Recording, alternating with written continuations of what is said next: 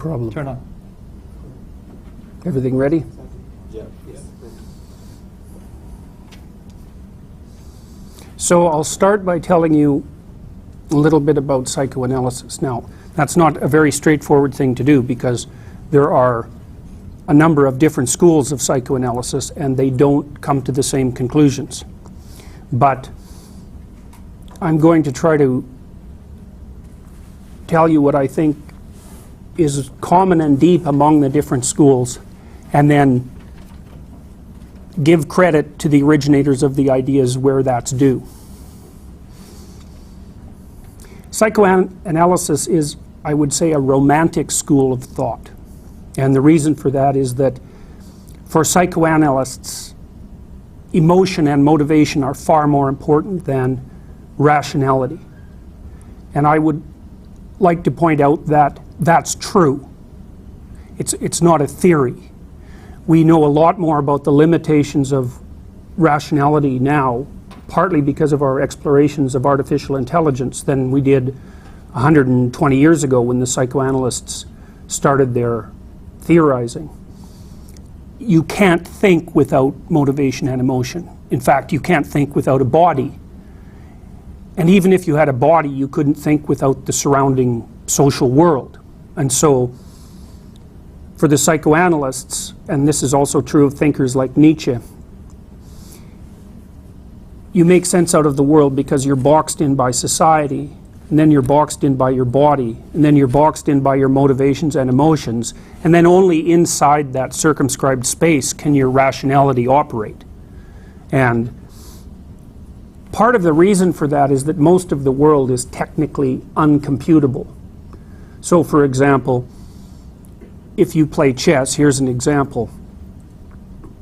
The fastest supercomputer ever invented cannot calculate all the permutations in a single chess game if it ran from the beginning of time till now. And that's just a chess game. And so what happens is that every action you take has consequences, and then those consequences have consequences, and those consequences of the consequences have consequences, and you can't compute your way through life. We orient ourselves through life by mechanisms we really don't understand. And the psychoanalysts figured that out from a quasi-scientific perspective before anyone else. Another way you can think about that is that for centuries, or for thousands of years, or maybe since the beginning of human consciousness, it was accepted as universal wisdom that human beings were the pawns of the gods, we might say. And these were, at minimum, causal forces with personality that operated behind the scenes and whose essential motivations were mysterious to us. Now, modern people no longer believe that, but the psychoanalysts began their theorizing from that fundamental perspective. Even Freud, who portrayed himself as rationally anti-religious, merely replaced religious notions with notions like the superego or the id. Now, he localized them inside, but whether the gods are inside or outside makes very little difference to whether or not there are gods. Now, what the psychoanalysts offered us that no other school of psychology has managed so far is the notion that human beings are basically a loose collection of spirits. Instead of entities that are transparent to themselves and primarily rational, for the psychoanalyst, you're like a room full of ghosts.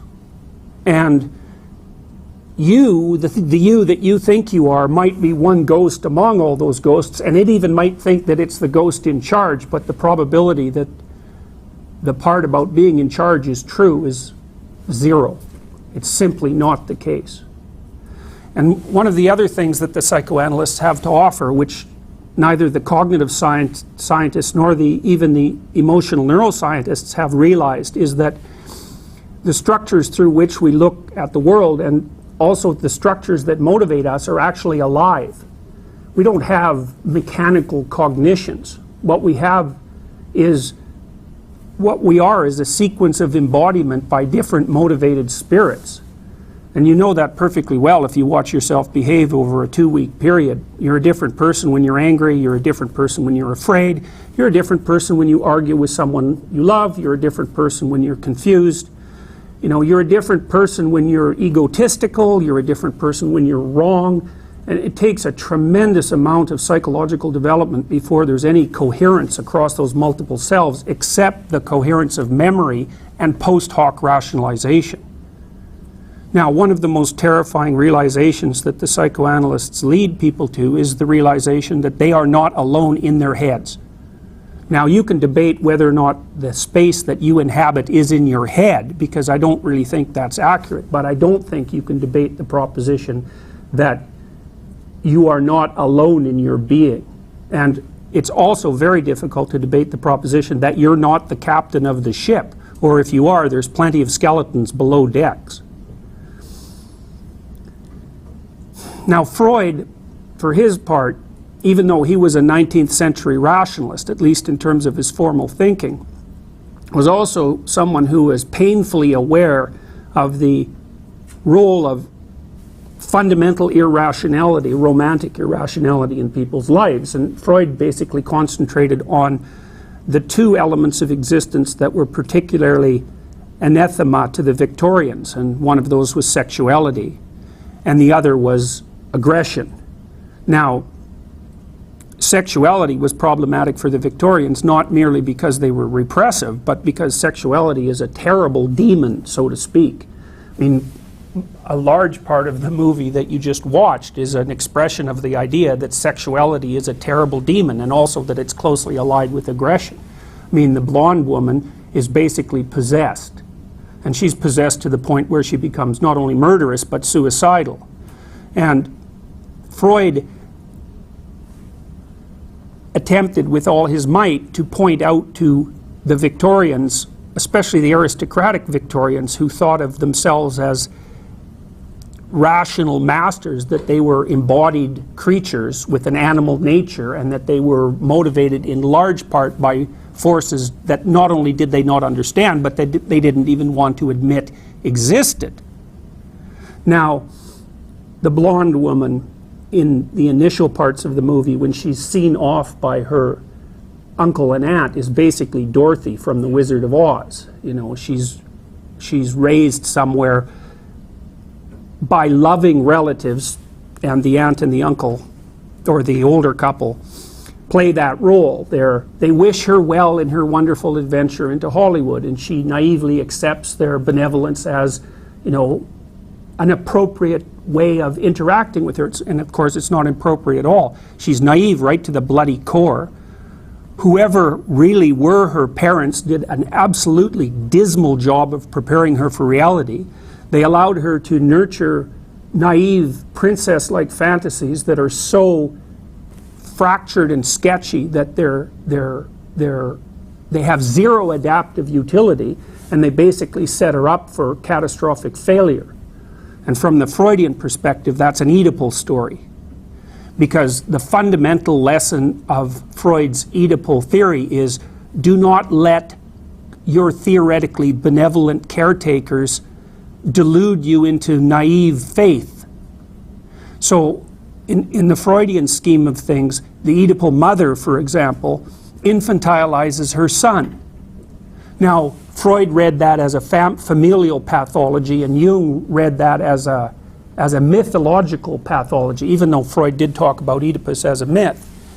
And Freud's basic idea with regards to the Oedipal complex was that it's very easy for a mother to entice her son, but even more broadly, for parents to entice their children into a false sense of dependent security by helping them pretend that the world is much more benevolent and simple than it really is. Now, Freud's observation of that was that the reason that the parents did that was twofold. One was that they were cowardly and unable to look at the world as it really was, and second, that their fundamental aim was to eradicate the independent strivings of their children so that they would never leave home, so that the parents didn't have to suffer from loneliness. So it's an ugly, ugly, ugly story, and this is partly why Freud is being met with so much resistance. There's lots of reasons, but he's absolutely right. I mean, Freud's basic Oedipal theory was that the most difficult thing that a human being has to do is to develop enough independence to break away from the maternal nest or the familial nest so that they can live an independent existence, and that there's multiple ways that that can be seriously interfered with, some of which border on incestuous. And I mean, I appreciated that when I first read Freud, but once I became a clinical psychologist, I thought, well, yeah, that's just exactly how it is. I never have anybody in my therapy practice whose parents made them too independent. That never happens. Never. I have any number of people in my clinical practice whose parents seriously interfered with their children striving towards independence. So, and Freud believed that was universal. He believed that the reason the Oedipal myth was universal was because it was very difficult for creatures who had as long a history of dependence as human beings and who were born so helpless to develop an independent identity given the need for their protection across, an 18-year period.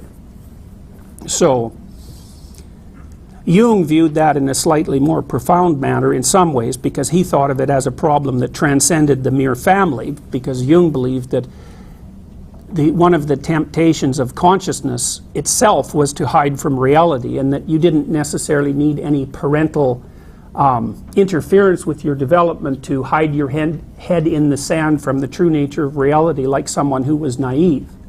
So he believed that that was also an existential problem, and he believed that partly because he was a student of Nietzsche, who observed quite rightly that much of what passes for morality is in fact cowardice. And of course this movie picks up on that theme to some tremendous degree, because although Betty is very naive, part of that naivety is merely cowardice. She just doesn't have any life experience at all. And you see very rapidly in the movie that when she's actually presented with temptation, her facade of naive morality is eradicated instantly the second she's given any temptation. So she falls prey to the love affair. She hesitates not at all to break and enter. She ends up hiring a murderer. I mean, she's not a good girl, Betty, Betty like the Betty in the Archie comics. She's not a good girl at all. She's just someone who's so inexperienced and clueless that she lives in an Oedipal dream world. And she thinks of Hollywood as a magical fantasy place where dreams come true, like they do for Cinderella. And you see the Cinderella motif the first time she encounters the director and does her scene when she's singing like some princess, and then she has to run out at the last moment. There's a bit of a brief utilization of the myth of Cinderella in there, just like there is utilization of the idea of the Wizard of Oz. I mean, Betty is basically Dorothy, and you see the great and wonderful Oz manipulating things behind the scenes. So the psychoanalytic perspective is that people are inhabited by multiple spirits, and they are not clearly the masters in their own houses. And as far as I'm concerned, to not believe that is mere naivety. It seems to me, especially as a consequence of thinking of it for so long, that it's self-evidently true, and that if people merely meditate on that in their own life for any period of time, they can understand that very rapidly. Now, the second thing that the psychoanalysts really brought to the forefront, along with their emphasis on irrationality, so motivation and emotion, was their emphasis on both the unconscious and on dreams. Now, Freud was really the great formalizer of the idea of the unconscious, although there were many precursors to that idea. The archaic idea of the underworld, for example, is a romantic and religious precursor of the idea of the unconscious. The ancients externalized the unconscious and thought about it as the place of gods, whereas by the time we hit Freud, we started to believe that most of the unexplained complexity in the world was actually localized inside our head, which is not clearly true.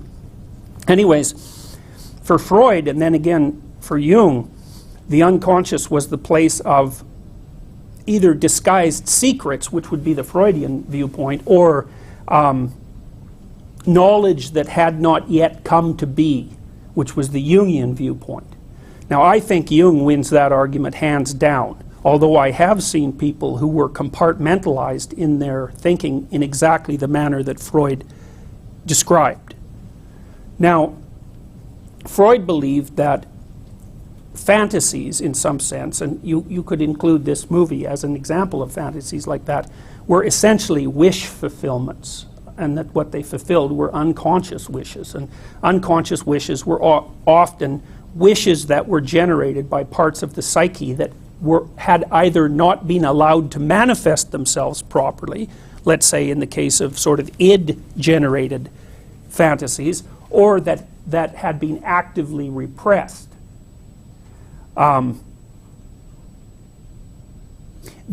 The ability to distinguish between what's merely underdeveloped and what's actively repressed, that's not such an easy distinction to make.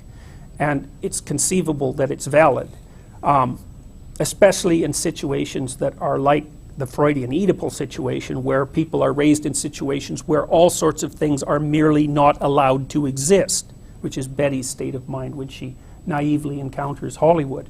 For Jung, the situation was more complex, and I think Jung had a dream once that he was excavating a basement with Freud, which is, of course, essentially what he was doing, and that he dug underneath what Freud was digging, was excavating, and he found an immense cellar, basement, mansion with thousands and thousands of rooms. And I think that's exactly right. I think that is what Jung did in relationship to Freud. It was in some ways as if Freud opened the door and Jung stepped through it. And it was very hard on Freud because there were limits to the places that he was willing to go, even though he was a very courageous person.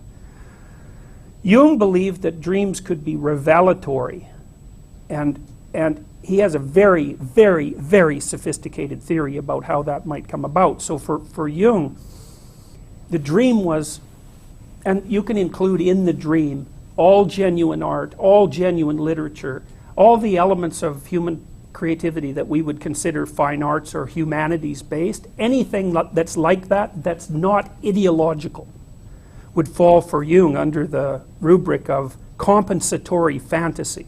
So Jung's idea was that the ego basically attempted to impose a coherent and somewhat simplified perspective on the world, which would be like Betty's initial viewpoint, and that the fantasy world did everything it could to account for what that system could not account for, and then to try to start making sense out of it. And the reason it used fantasy and dreams and artistic productions and so on, even rituals, is because the non-understood reality has to be acted out and presented in image before it can be understood in any articulated manner.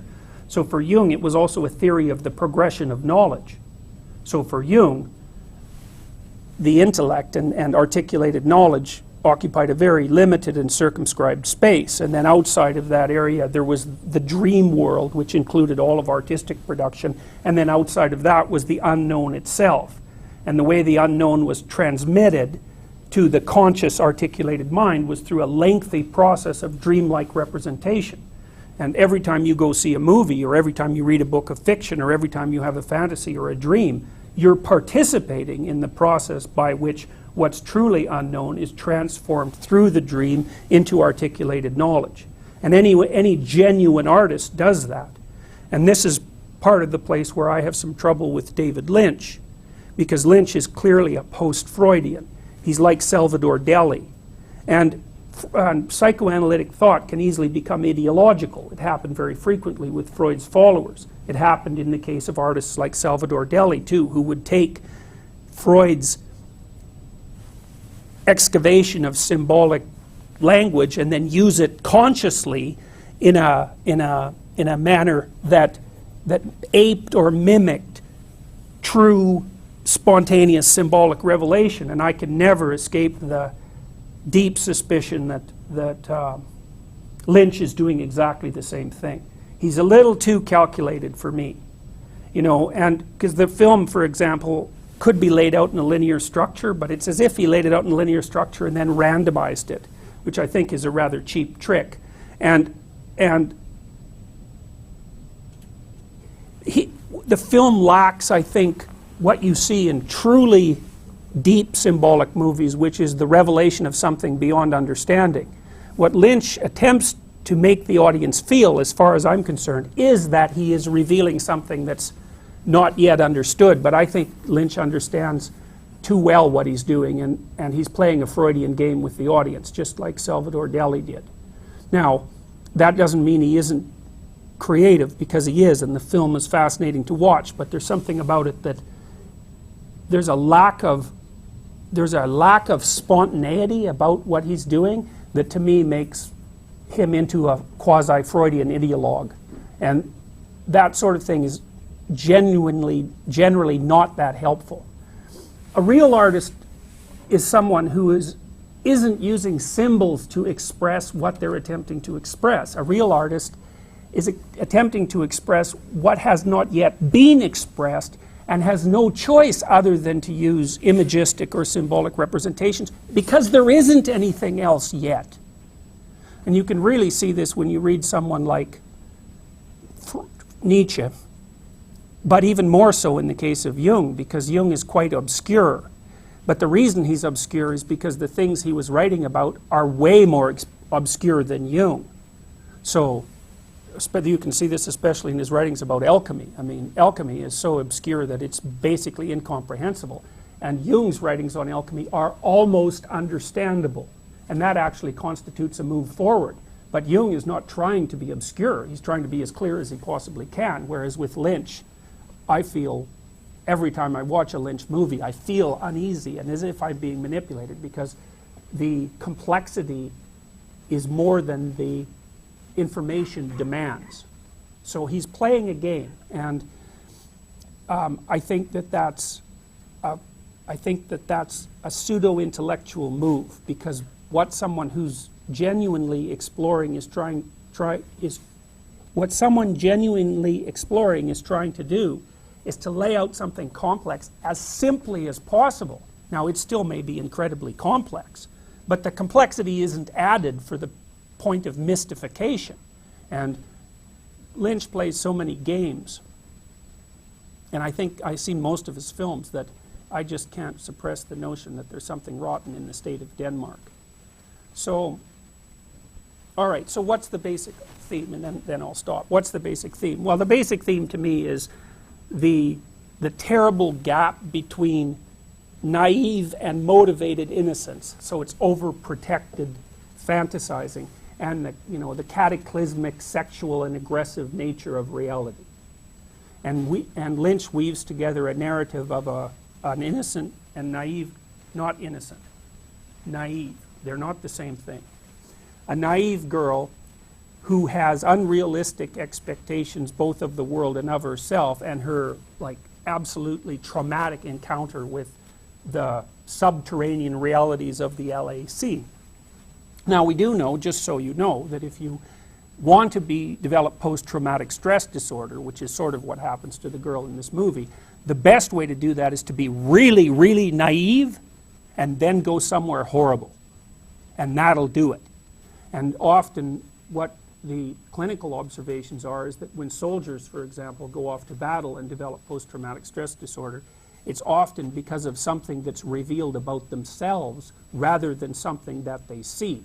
So, there are cases, for example, of post-traumatic stress disorder where people are on duties like body cleanup.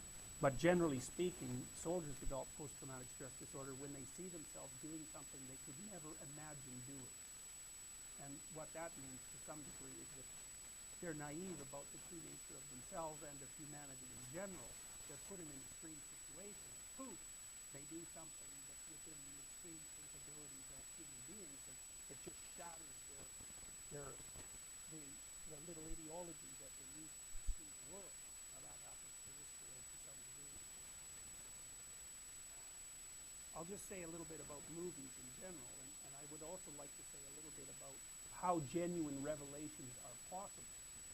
Because one of the claims that the Freudians made the claim that dreams could reveal to you things that you had repressed. Because what Freud hypothesized was basically that your mind operated like a video recorder in some sense, that you were recording reality all the time, and that what you were recording was reality, and that there were some elements of that reality that you didn't find acceptable because of your familial or cultural conditioning, and so you would just put those somewhere, which would be the unconscious, and forbid them to emerge, in which case they would emerge in fantasies and dreams in a somewhat warped sense, and they would have to disguise their true content, hence symbols, so as to not upset the thing that was doing the repressive. Now, there's a whole bunch about that that's wrong and too complicated. First of all, you don't record reality like a videotape. Second, lots of things happen to you that you don't understand, so you don't have to repress them to not be clear about them, you just don't understand them.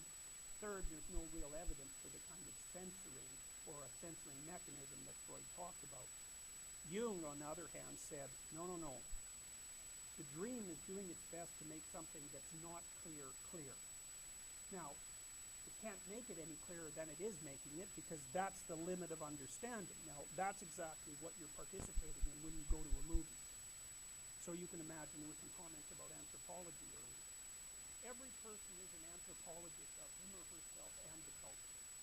We're all wandering around doing things we don't understand. Part of the reason we can do things that we don't understand is because other people have taught us how to do things.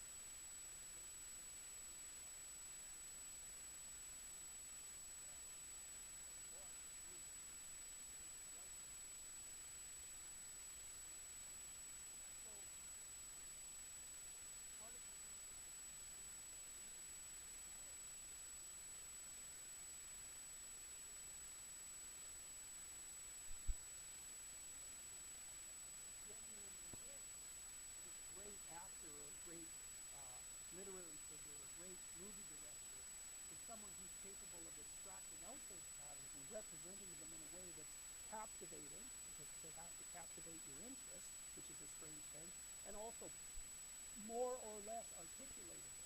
And that's how what's deeply unconscious, it's so unconscious that it's merely acted out, that's how what's deeply unconscious starts to become articulated. And hypothetically, what you're interested in is participating in that process. Although, as I said, I think that he's somewhat of he's a Freudian ideologue. And the reason I think he's an ideologue is because someone who's genuinely, as I said, someone who's genuinely experimenting does not use symbols. They don't use them. What happens is the manner of expression that they're attempting to use naturally takes the symbolic form. And that way they're extending their knowledge beyond their own limits. And I don't believe that that's what, I do not believe that that's what he's done.